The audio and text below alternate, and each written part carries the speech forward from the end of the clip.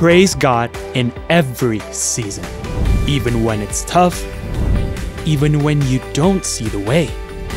Hebrews 11 verse 30. By faith, the walls of Jericho fell. Even if you haven't received the promise, even if the path is hard, praise is our victory. In every circumstance, lift your voice high, let your faith rise. Experience the power of praise.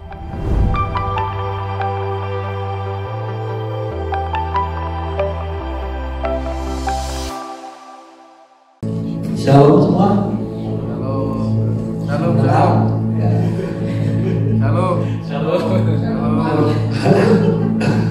Oke, pertama-tama perkenalkan lagi, mungkin yang belum kenal ya, nama saya Pastor Simon dari IGF Wellington. It's honor for me to be here. Thank you Pastor Tulus, Fani, dan seluruh L1 dan juga leaders dari IGF Christchurch ya. Terima kasih untuk invitation-nya untuk saya bisa berbicara di ulang tahun kalian di yang ke-8 ya. Happy anniversary untuk IGF Christchurch. Tema yang diberikan adalah A New Beginning. Angka 8 itu ya kan, kalau di dalam Alkitab itu memiliki arti yang cukup penting, yang berarti adalah a new beginning. Contohnya adalah Tuhan menciptakan bumi dan sisinya, alam semesta adalah 6 hari. Kemudian di hari yang ke-7 dia istirahat gitu ya. Dan di hari ke-8 adalah hari di mana memulai Adam dan Hawa memulai aktivitas. Jadi a new beginning. Kemudian ketika Nuh masuk ke dalam bahtera, isi keluarganya adalah 8 orang gitu kan. So dan 8 orang itu mereka memulai hidup yang baru begini.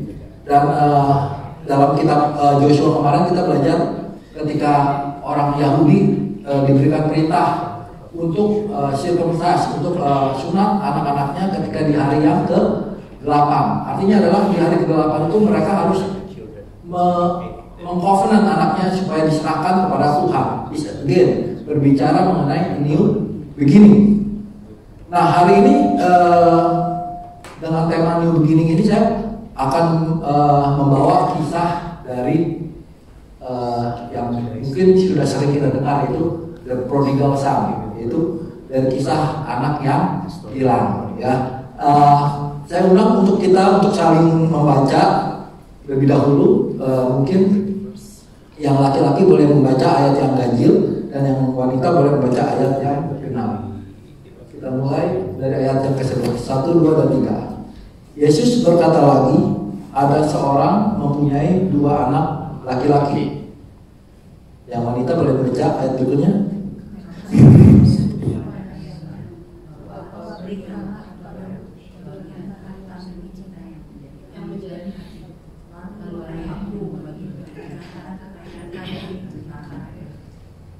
Beberapa hari kemudian anak bungsu itu menjual seluruh bagiannya itu, lalu pergi ke negeri yang jauh. Di sana ia memboroskan harta miliknya itu dengan hidup berfoya-foya.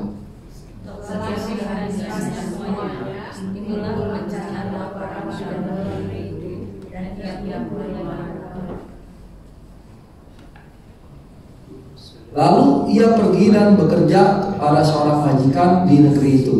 Orang itu menyuruhnya ke ladang untuk menjaga babinya.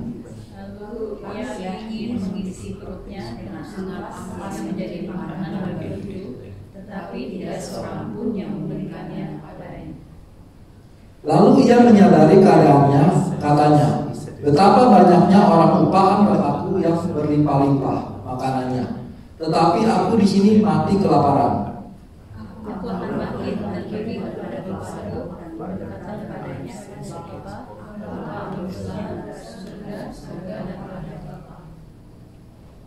Aku tidak layak lagi disebutkan anak bapa. Jadikanlah aku sebagai salah seorang upahan bapa.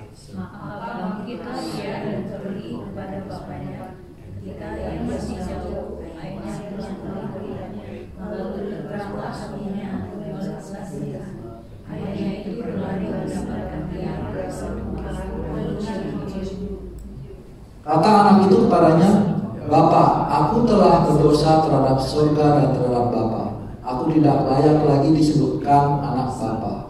Tetapi ayah itu berkata kepada hamba-Nya, kasihlah kemarin juga pakaikan hal itu kepadanya sesuai dan segala persiapannya. Dan ambillah anak lembu tambun itu, sembelilah dia dan marilah kita makan dan bersukacita. Sebab anakku ini telah mati dan dia telah memang dalam dapat kembali. Maka adalah mereka bersukaria. Tetapi anaknya yang sulung berada di ladang, dan ketika ia pulang dan dekat ke rumah, ia mendengar bunyi seruling dan nyanyian tari-tarian. Yang mulia memanggil salah seorang hamba dan bertanya kepada apa arti semuanya itu. Jawab hamba itu, adikmu telah kembali dan ayahmu telah menyembelih anak lembu tambun, karena ia mendapatnya kembali dengan sehat. Maka marahlah anak sulung itu dan dia tidak mau masuk. Lalu ayahnya keluar dan berbicara dengan dia. Tetapi ia menjawab ayahnya, katanya, telah bertahun-tahun aku melayani Bapa dan belum pernah aku melanggar perintah Bapa. Tetapi kepadaku belum pernah Bapa memberikan seekor anak kambing untuk bersukacita dengan sahabat-sahabatku. Tetapi baru saja datang anak Bapa yang telah menguruskan harta kekayaan Bapa dari sahabat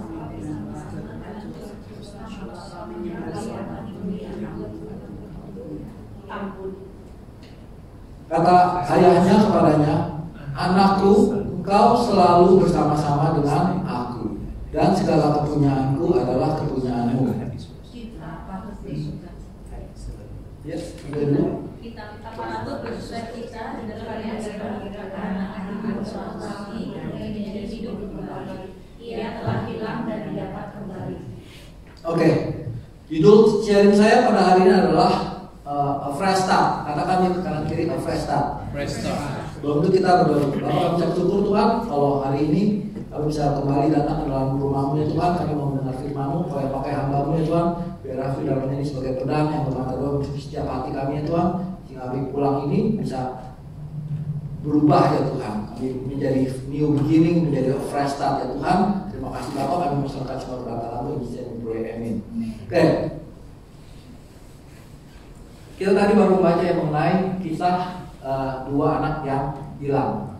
Kalau dibaca secara sekilas, kisahnya mungkin simpel ya. Seorang anak si bungsu adalah istilahnya bapaknya belum meninggal, dia sudah meminta warisan. Nah, dalam tradisi pada saat itu ya adalah tidak lazim untuk seorang anak yang orang tuanya belum meninggal untuk meminta warisan. Tapi sebelum kita melihat dari kisah prodigal son ini, kalau kita lihat dari ini diambil dari Lukas 15, bahwa ada yang namanya kisah dari domba yang hilang, di mana Yesus menceritakan bahwa ada petani yang punya 100 domba dan satu domba yang hilang. Dan petani itu pergi mencari satu domba itu, dan akhirnya dia menemukan domba itu, dan dia bersukacita karena domba satu itu hilang dan kembali. Nah, ini Yesus sedang menceritakan sebuah rasio. Oke, ketika domba ini hilang, rasionya adalah 1:100. Oke, Yesus itu menceritakan kalau rasio satu domba hilang aja, semua seluruh surga bersukacita. Kemudian dilanjutkan dengan parabel yang koin yang hilang, dan koin yang hilang itu adalah satu koin dari 10 koin, dan ketika satu koin itu ditemukan, yang menemukan koin itu bersukacita. Ini adalah rasio yang kedua, jadi 1:10. Nah, dari 1:100 ke 1:10 dan dilanjutkan oleh parabel dari prodigal son, itu 50-50. Anak yang hilang, satu anak hilang kemudian ditemukan kembali.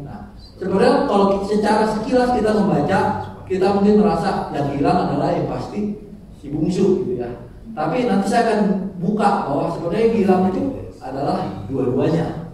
Si bungsu hilang, si sulung juga hilang gitu ya.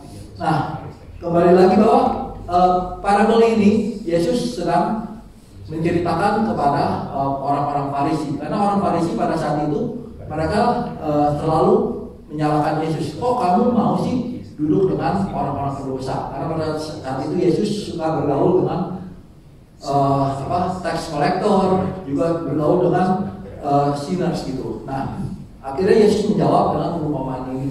Dibilang bahwa ada dua anak yang hilang di sini. Dikatakan ada seorang punya dua anak laki-laki. Kata yang busuk pada ayahnya, berikanlah kepadaku harta bagian milik kita yang menjadi hakku. Lalu ayah membagikan harta kaya itu di antara mereka. Nah, di sini Pak diperhatikan bahwa kalau dalam bahasa Inggrisnya adalah give me and the portion of goods that falls to me. Artinya adalah pada saat ini si bungsu itu terlalu yang namanya memikirkan diri sendiri, self-centric. Dia meminta harta untuk dirinya sendiri, dan dia kemudian itu yang pertama kita belajar mengenai self-centric. Kedua adalah dia meminta inheritance yang seharusnya belum menjadi bagian dia pada saat itu. Tapi dia ibaratnya pada saat itu, kalau di zaman itu orang yang melakukan demikian adalah artinya dia menyumpahi orang tuanya meninggal, bukan? Nah, kemudian dia melarikan diri, bahwa dia menjual harta itu dan pergi ke tanah yang jauh. Nah, kita belajar dari hal ini adalah sebenarnya anak yang bungsu ini mengibaratkan adalah banyak orang-orang Kristen atau orang-orang yang tidak mau berada di dalam Tuhan. Mereka mau menginginkan yang namanya kebebasan. Berapa sering dari kita yang tadinya awalnya hidup di dalam Tuhan, kemudian kita melarikan diri. Karena apa? Karena kita tidak mau hidup dalam Tuhan, tidak mau mengikuti aturannya, sehingga kita melarikan diri dan hidup di luar dari jalurnya Tuhan. Tuh. Nah, inilah yang menggambarkan si anak bungsu ini. Nah, kemudian oleh karena dosa, sekali lagi, oleh karena dosa itulah yang menjauhkan kita dari Tuhan. Kemudian beberapa hari kemudian anak bungsu itu menjual seluruh bagiannya dan pergi ke negeri yang jauh. Di sana ia memboroskan harta miliknya dan hidup berfoya-foya. Setelah dihabiskan semua, timbullah bencana kelaparan di dalam negeri itu dan ia pun mulai melarat, ya kan? Nah, setelah itu dia pergi bekerja kepada seorang majikan di negeri itu. Orang itu menyuruhnya ke ladang untuk menjaga babinya. Lalu ia ingin mengisi perutnya dengan ampas yang menjadi makan babi itu, tetapi tidak seorang pun yang memberikan kepadanya. Artinya di sini bahwa si orang bungsu ini kemudian karena kelaparan, dia akhirnya sampai bekerja di pengusaha babi istilahnya. Dan karena saking kelaparannya, makanan untuk babi pun dia makan. Nah, kalau kita sering belajar bahwa dalam konteks orang Yahudi, babi itu adalah sesuatu yang paling haram istilahnya. Mereka tidak mau berdiri dengan yang namanya babi. Jadi ketika orang ini digambarkan, orang bungsu ini itu digambarkan oleh Yesus adalah orang yang paling hina. Oke? Orang yang paling hina kenapa? Orang ini sudah rebel kepada orang tuanya, dan dia juga rebel terhadap Yahudi, di mana dia bahkan bergaul dengan babi istilahnya. So, untuk orang-orang yang seperti ini sudah, kalau dianggap sebagai pemuka agama orang Farisi, itu tidak ada obatnya istilahnya, sudah tidak ada maafnya, ya kan?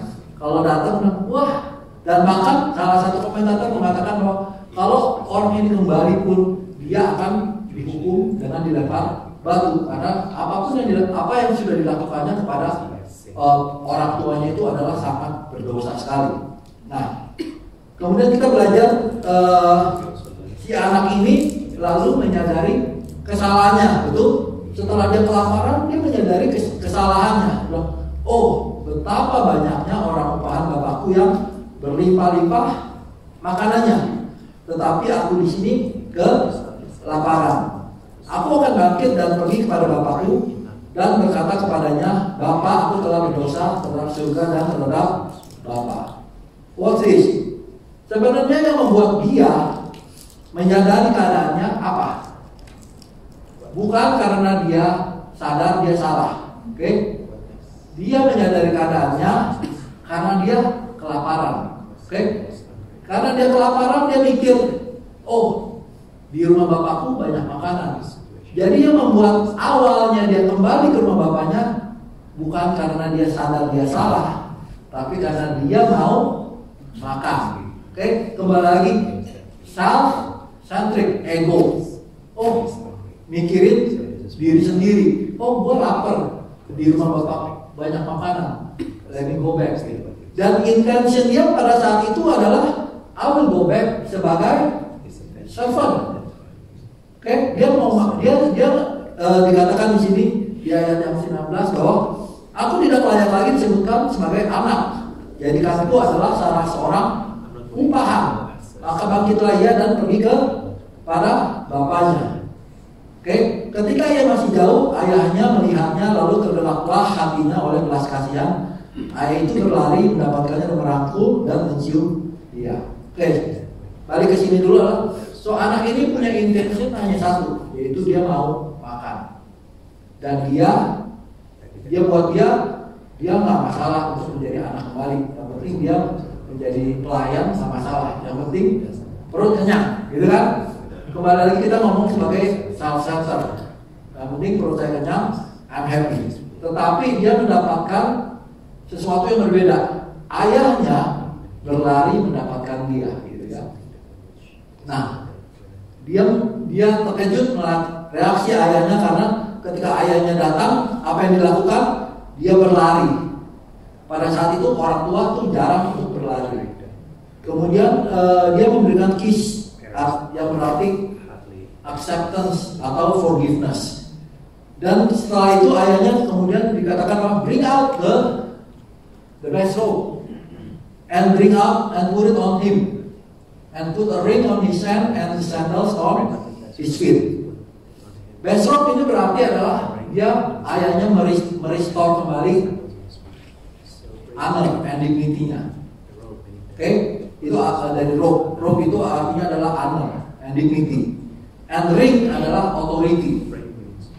Oke, ketika ingat pada zamannya Yusuf, ketika Firaun memberikan dia ring authority sebagai orang nomor 2 di Mesir. Dengan ring itu dia bisa melakukan apa aja.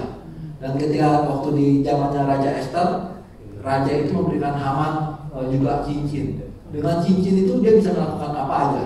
Nah, that's the meaning of ring, authority. Dan sandals itu berbicara mengenai sonship, di mana pada saat itu slave tidak ada yang memakai namanya sandal, tapi hanya orang-orang yang tertentu yang memiliki sandal. Dan ketika diberikan sandal artinya adalah anak itu diangkat kembali menjadi anak, gitu ya. So, dan kemudian adalah anak ini dirayakan dengan pesta, itu dengan memotong fatted calf, yang dimana fatted calf itu adalah lembu yang jarang sekali dipotong kecuali untuk perayaan-perayaan yang sangat istimewa. Oke, so from the kisah anak bungsu ini kita belajar bahwa dia diterima oleh Tuhan, oleh Bapa, walaupun apapun kesalahan yang dia lakukan, Bapa menerima dia. Sampai sini masih mengikuti ya. Poin yang pertama adalah you are never too far gone to come back for God's love. Dia katakan kanan kiri, you are never too far gone to come back for God's love. Dari pelajaran kisah anak bungsu ini dulu kita belajar bahwa setiap dari kita make mistake. So, setiap dari kita pasti make mistake. Ada yang mistake yang mungkin besar, mungkin udah nggak bisa diampuni. Tapi dari sini adalah kita belajar bahwa setiap mistake kita tuh juga sifatnya fatal. Ada yang fatal. Kita nggak bisa bring back the time. Siapa yang punya time machine, ya kan? Mungkin sebagian dari kita kalau if I have time machine, gua akan kembali ke masa situ tuh, gitu ya. Gua akan coba, nggak ngomong gitu ya. Gua akan coba. But no, mistake is already done. What happened is already happened. We cannot go back and redo what we have done. What is done is done. Oke? Tapi kembali lagi, kita bisa memperbaiki apa yang the next. Betul nggak? Kita bisa memperbaiki. Dikatakan C.S. Lewis mengatakan gini, you can't go back and change the beginning, but you can start where you are and change the ending. Ayo katakan ini 1, 2, dan 3. You can't go back and change the beginning, but you can start where you are and change the ending. Ya, we cannot go back. Anak bungsu ini nggak bisa kembali lagi, ya kan?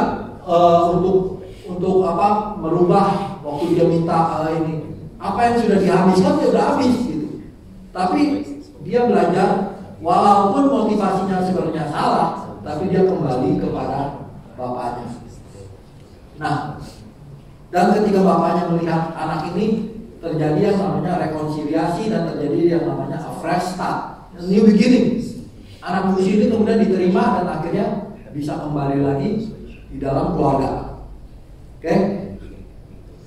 Itu poin yang pertama. Poin yang kedua adalah love cannot exist where envy and jealousy exist. Yuk baca 1, 2, 3 yuk. Love cannot exist where envy and jealousy exist. Nah, kita sekarang melihat dari sisi anak yang sulung. Yang seru nih ya.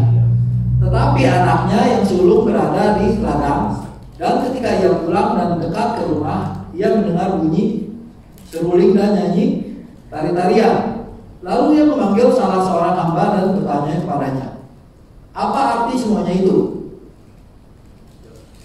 Jawab hamba itu, adikmu telah kembali dan ayahmu telah menyembelih anak lembu tambun, karena ia mendapatnya kembali dengan sehat. Maka marahlah anak sulung itu, dan ia tidak mau masuk.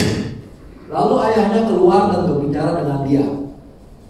Tapi ia menjawab ayahnya, katanya, telah bertahun-tahun aku melayani Bapa, dan belum pernah aku melanggar perintah Bapa.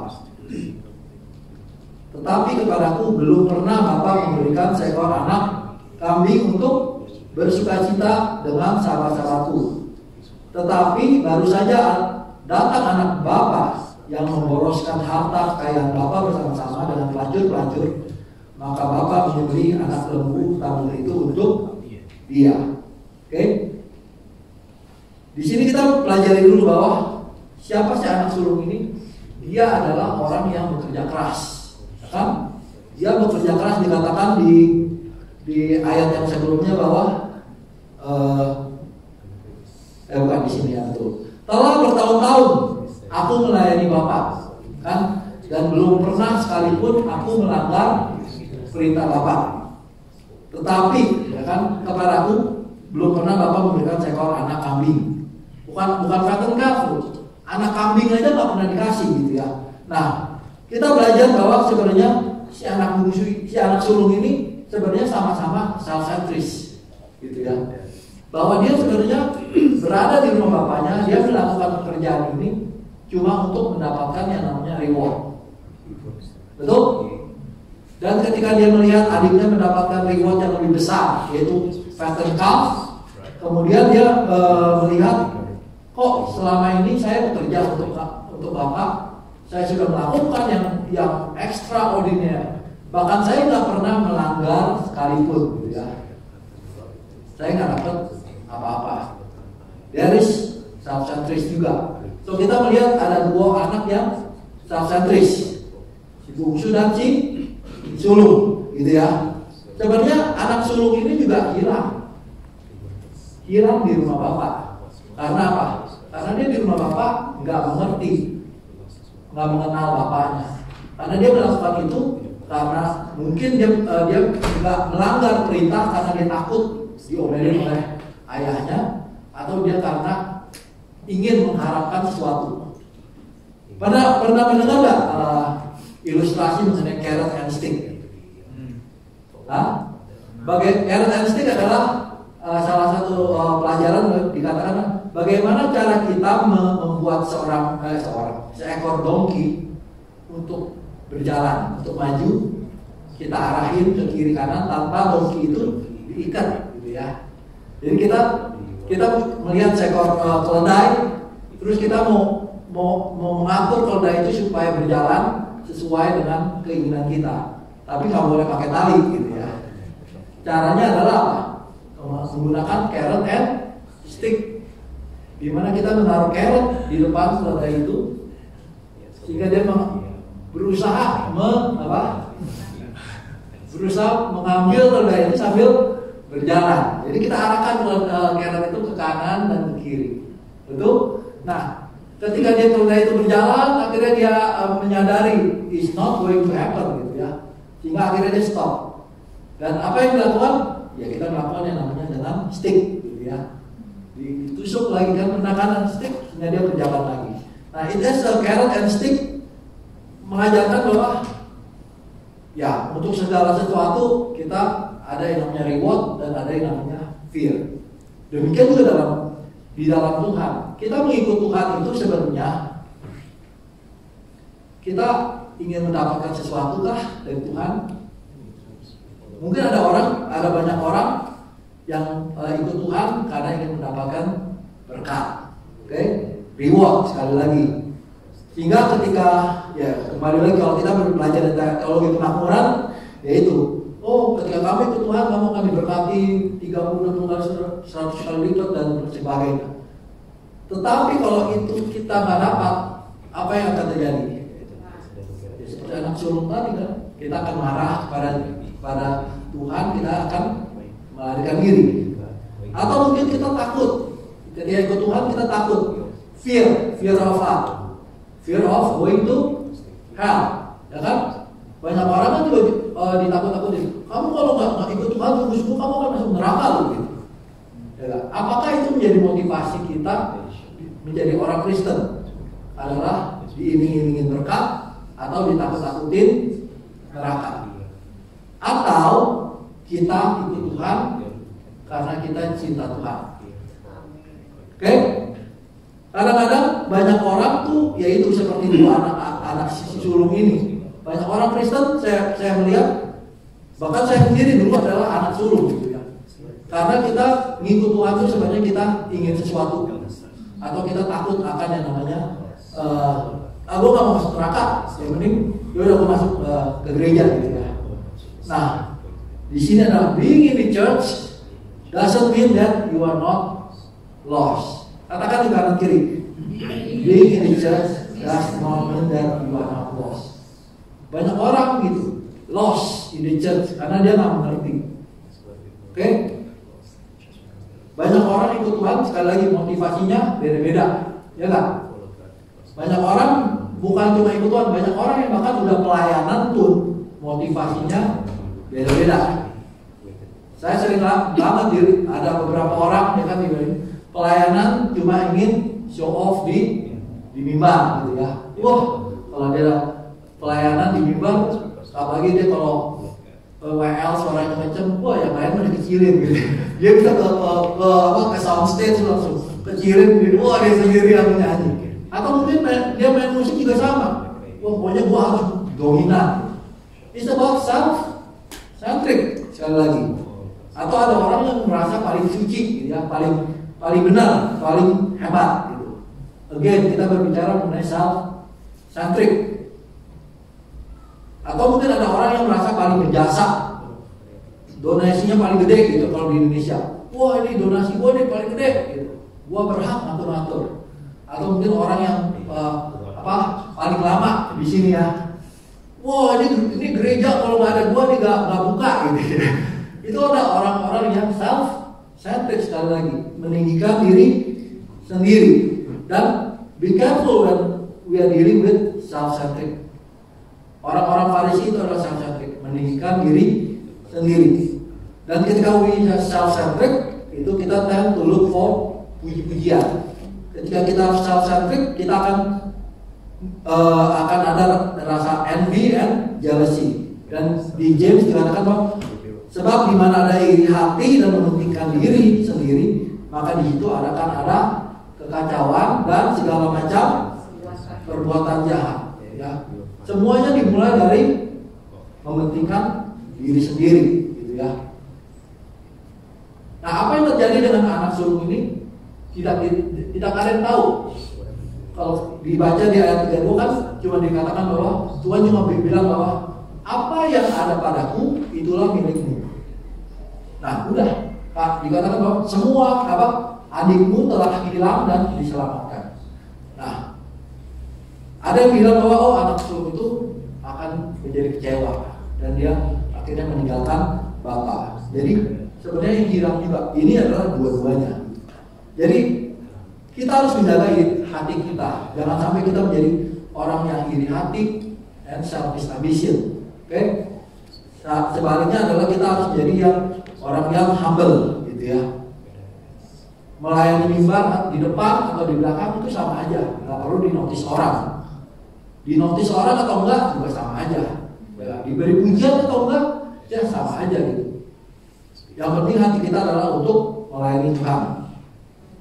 Poin yang ketiga yaitu His grace is sufficient for us. Inilah yang penting, bahwa kisah prodigal son ini adalah berbicara mengenai kasih karunia. Si anak yang bungsu ini akhirnya kembali kepada Tuhan, kepada Bapa. Dia sadar kalau dia itu sebenarnya sudah tidak punya harapan, betul? Dia udah melarikan diri, udah menjual harta segala macamnya. Syukur dia balik diterima sebagai servant, tapi dia kembali sebagai anak. Bapaknya dengan segala kasih karunia menerima anak sulung ini kembali menjadi anak. Nah, bukan karena perbuatan anak ini, bukan apapun yang diperbuat oleh anak ini, tapi bapak ini dengan kemurahan hatinya memberikan kasih karunia, itu yang grace. Grace means there is nothing I can do to make God love me more, and nothing I can do to make God love me less. Itu adalah grace, kasih karunia.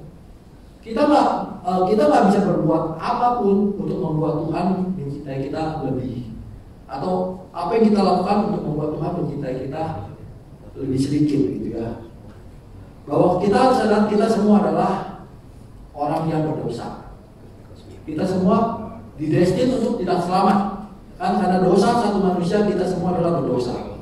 Nah, oleh kasih karunia oleh Tuhan, maka kita beroleh keselamatan, gitu ya. Dikatakan di Efesus 2 ayat 8 sampai 10 kan, sebab karena kasih karunia kamu diselamatkan oleh iman. Itu bukan hasil usahamu, tetapi pemberian dari Allah. Itu bukan hasil pekerjaan.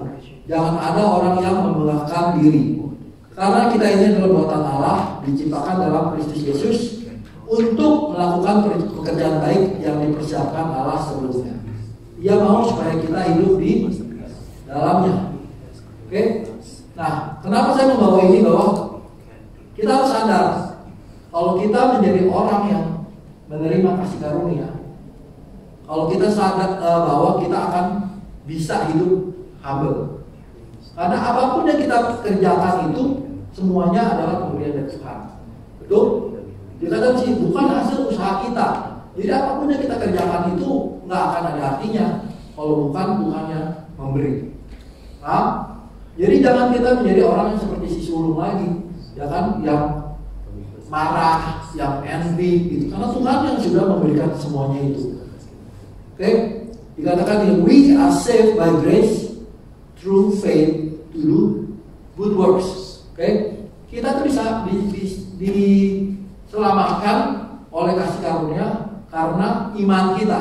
Oke? Bukan karena perbuatan kita. Tapi iman kita harus dibuktikan dengan apa? Dengan perbuatan kita.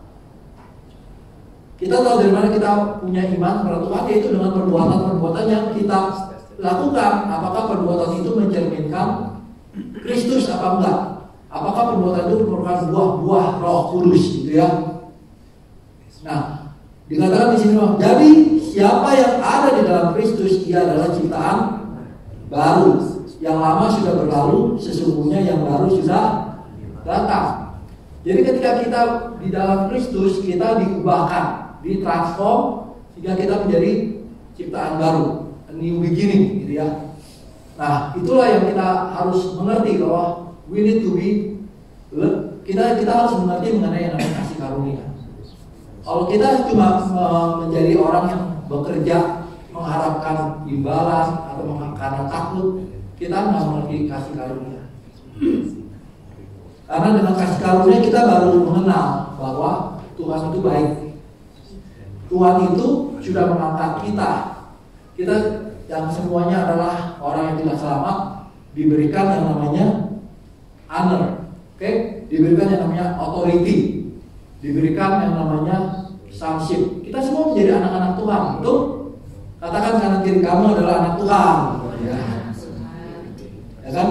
Dan ketika kita memiliki new beginning, dikatakan ketika adalah ciptaan baru, our orientation itu berubah.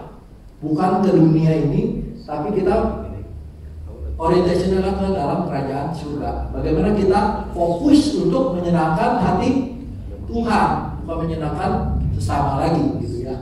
Apa yang kita kerjakan adalah untuk menyenangkan Tuhan, untuk pekerjaan Tuhan, gitu. Kita tidak lagi menjadi self-centered, tapi kita menjadi God-centered. Oke? Katakan, kita tidak menjadi self-centered, tapi kita menjadi God-centered. Itu yang menjadi aim kita. Ketika kita have a new heart, kita nggak lagi menjadi self-centered, kita menjadi God-centered. Dua-duanya hilang. Oke? Yang satu hilang karena melarikan diri dari bapaknya. Betul? Yang satu hilang karena dia nggak merasa perlu bapaknya. Dia bekerja, tapi dia nggak mencintai bapaknya. Oke? Demikian kalau kita refresh adalah dua-duanya merasa tidak butuh Tuhan. Yang satu melarikan diri dari Tuhan, yang satu adalah seperti orang Farisi yang menganggap bahwa dengan perbuatan baiknya dia bisa selamat. Orang Farisi kan gitu kan, dia berpikir dengan law. Jadi apa yang dia kerjakan itu membuat dia selamat. Padahal keselamatan itu adalah datangnya dari Bapa. Dua-duanya tidak mencintai bapaknya dan dua-duanya hidup dalam keterhilangan. Oke? Quote yang terakhir adalah dikatakan keterhilangan bukan karena kita hidup dalam dosa atau dalam ketaatan, tetapi adalah ketika kita hidup mentuhankan diri kita sendiri atau merasa bisa hidup tanpa Tuhan. Itu adalah kita lost. We are lost ketika kita hidup tanpa butuh Tuhan, atau kita hidup mentuhankan diri sendiri. Artinya apa? Ya, ketika kita mentuhankan diri sendiri, berarti kita menganggap diri kita lebih hebat. Kita selalu menagungkan diri kita dibanding menagungkan diri Tuhan, gitu ya. Saya mau tutup dengan testimoni saya bahwa saya dulu adalah juga, saya dulu nggak pernah mengenal yang namanya kasih karunia, gitu ya. Awas, saya adalah anak sulung, gitu ya.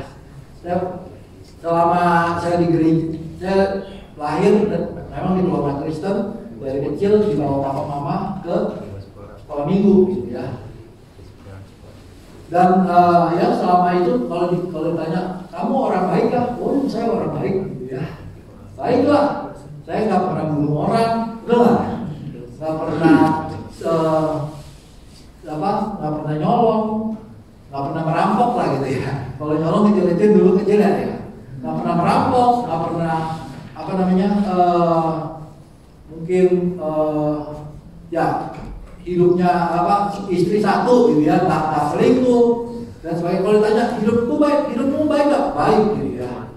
Nah, tapi saya tidak mengenal Tuhan, gitu ya. Sampai ketika saya datang ke sini, saya dulu kerja IT, gitu ya. Jadi saya merasa semuanya, saya merasa hebat lah, gitu ya. Merasa sombong dalam hal mungkin benar-benar dengar. Ketika saya kesini, kemudian ditanya, bagaimana kamu akan hidup di sana, gitu, di New Zealand? Gampang, gitu ya. Saya punya uang, gitu ya. Saya juga kerjaan saya bagus. Pastilah saya bisa dapat kerjaan di sini, gitu. Nah, itu kembali lagi kita berbicara mengenai self-centered. It's all about I can do it, gitu ya. Tanpa kita melibatkan Tuhan. Gitu.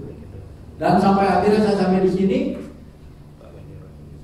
Dan itu yang membuat saya terpukul bahwa saya di sini mencoba mencari kerja dengan pengalamanku, dengan my skills. Saya nggak mendapat pekerjaan, menganggur selama 6 bulan gitu ya. Dan di tahun 2 bulan terakhir itu kemudian saya merasa Tuhan langsung ngomong ya, look at you now, ya kan? Kamu bilang kamu hebat, gitu. Kamu bilang kamu bisa, tapi kamu nggak bisa apa-apa tanpa aku. Kamu nggak bisa apa-apa. Kepintaran kamu, uang kamu, ya nggak membuat kamu kemana-mana. Gitu. Dari sini saya baru menyadari, wow, I need grace, I need kasih karunia Tuhan di dalam hidup saya, gitu ya.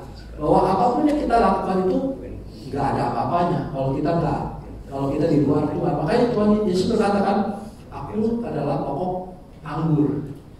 Kalau kamu di dalam aku di dalam kamu, tapi di luar aku kamu tidak bisa apa-apa. Kita jangan seperti anak yang sulung gitu ya. Kita merasa, oh gue bisa melakukan ini semua, ya kan? Gue hebat gitu. Tapi kenyataannya sebenarnya kita nggak kenal Tuhan gitu. Kita kadang-kadang kita pelayanan juga. Saya sering melihat banyak orang pelayanan ya karena untuk dirinya sendiri, bukan untuk melayani Tuhan. Gitu. Ya orang tim untuk bisa maju. So kita melihat dari kisah anak sulung dan anak bungsu. Kita belajar dari anak bungsu 2.0 gitu. Saya mengatakan bahwa dia telah mengalami yang namanya kasih karunia. Ya kan?